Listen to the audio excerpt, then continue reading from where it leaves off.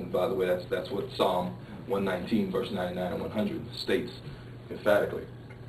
So that gave me a way to understand, okay, I see where there's a difference in obeying your parents in the Old Testament switches to just respecting them. As an adult, of course, as children, you must obey. But we're talking about the elderly, and just the respect that, back in the old days, and people talk about, it takes a village and all that kind of stuff, the elderly were respected. Mm-hmm. They were a font of wisdom. Mm-hmm. And some of us had the opportunity last night, we went to the assisted living home, and we got a chance to speak to some of the elderly, and many of them had a rich history. They could tell you about things and give you background on certain things, like, oh wow, that's I didn't know that, that was interesting. And we can learn from them all. So Amen. So I put this case first because we could argue that none of these are sent, generically. Okay, so we know some will be or some are, but I want to put it first. But still, if that door is open, it pretty much opens the door to everything else. Yep. Okay, so the elderly. All right, second group is a group we may not think about. So let's go to Colossians.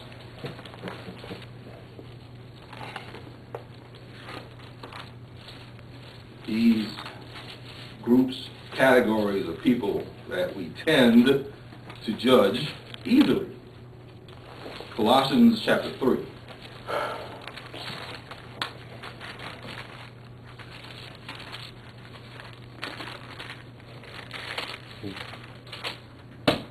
Verse 22. Servants. By the way, if you have a job, in this context, you're a servant. Servants, obey in all things your masters, your boss, according to the flesh, not with eye service, as man pleases, but in singleness of heart, fearing God. And whatsoever you do, do it heartily as to the Lord, and not unto men, knowing that of the Lord you shall receive the reward of the inheritance, for you serve the Lord Christ. Amen. So our bosses are authority. And God tells us, they're your boss. Mm-hmm. Do what they tell you to do. Mm-hmm. Okay? Mm-hmm. Many of us, if you've done any time working, judging your boss is easy because everyone does it. Mm-hmm. He don't know what he's doing. That's Mm-hmm. that's kind of the break room discussion. What the boss is doing wrong. All right? And we get into an easy habit of talking about the boss or his boss or the bosses or that it's easy. That's what the world does. That's well, we can't do that. Because that's one of the groups God says, no. You just do your job. You serve me. Forget him. You serve me. Mm-hmm. I got you here. You serve me being at this job. Mm-hmm. All right? So that's group 2. Group 3 is close second, I guess, Romans 13. See, what's in Romans 13? Verse 1. Let every soul be subject unto the higher powers, for there is no power but of God. The powers that be are ordained of God. Whosoever therefore resisteth the power resisteth the ordinance of God, and they that resist shall receive themselves damnations. For rulers, these higher powers, are not a terror to good works, but to the evil. Wilt thou then not be afraid of the power, and do that which is good, and thou shalt have praise of the same? For rulers, verse 4, he is the minister of God for thee to good. But if thou do that which is evil, be afraid, for he beareth not the sword in vain, for he is a minister of God, to a revenger, to execute wrath upon him that doeth evil. Wherefore you must needs be subject, not only for wrath, but also for conscience sake. For this cause pay ye tribute also, for they are God's ministers, attending continually upon this very thing. Render therefore to all their dues, tribute to whom tribute is due, custom to whom custom, fear to whom fear, honor to whom honor. So our third group are our governmental leaders. God says they're there because he wants them there.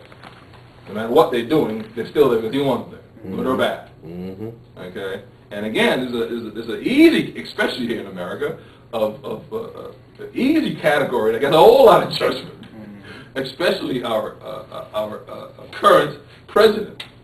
They've made comedy albums about our current president, comedy videos, and many people have and myself, I'm guilty, had fun, imitating him and his various foibles and things he's done over the many years. Fool me once, okay, I won't go there.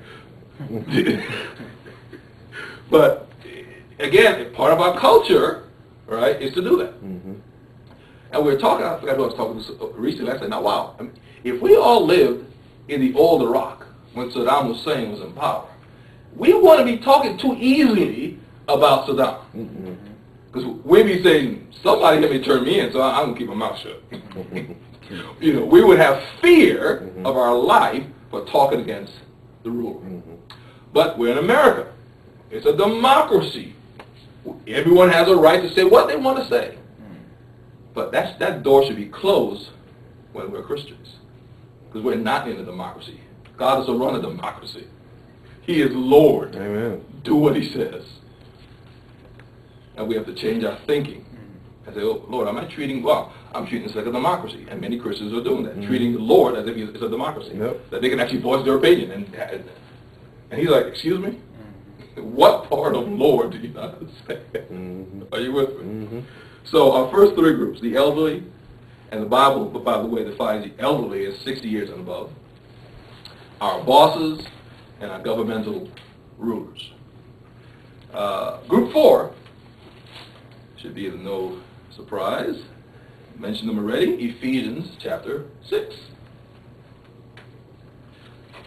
Our parents. Children, obey your parents in the Lord, for this is right. If you're no longer a child, honor thy father and mother, which is the first commandment, with promise that it may be well with thee, and thou mayest live long on earth. Now, while I had this listed as group 4, in many ways, this is the group that we judge first. Okay? As being a father of 5 children, I understand babies can get hurt easily. Their needs are simple. Understanding what their needs are sometimes drives a parent crazy. Because they cry. So you're figuring out, okay, what's this for? Must be hungry. No, still crying. Ah, diaper's wet. No, that wasn't it either. And you go through this, and here's the child still suffering. They're crying as you're figuring out, you're going through a list of things. Okay? And with one of my children, I went through all the normal list. Wasn't hungry, wasn't dire. He's still crying. I mean, in this case, she was still crying. Turns out I had an ear infection. Whew. Took a while to figure that out. But in all this time, she's suffering. Okay? And in her little mind, because Satan's talking to her, what kind of parent you got? So, judging parents, see, a lot of times when we think, how do I judge my parent? We think of when we're conscious. We think of when we can remember. We probably judge them the first day out the womb. Because they were trying to guess, especially new parents, what's the baby crying for? And it was on one of the 60 Minutes or 2020. They did a whole thing a few years ago. They put cameras in babies' rooms because they wanted to record how long between the baby cried and the parent got there. In some cases, it was hours. I mean, some cases it was hours. Okay. And I remember back when I said, my God, what kind of parents are these? Well, you know what? On a night when you're really tired, you don't hear nothing. So I've had those times where it wasn't hours, but it's like, oh shoot, how long did they be crying? Because you were knocked out, you were deep into sleep, and Now, most of us solve it by putting a transmitter in the baby's room and a receiver in whatever room you're sleeping in, so their voice, their cry can be amplified, and you set the volume on high, and it'll wake you up. But they were just showing that, it's like, my gosh. Sometimes the parent did hear them, so you got one case where they're sleeping, so they don't hear anything. But there's some cases where the people were awake, but they're just so tired.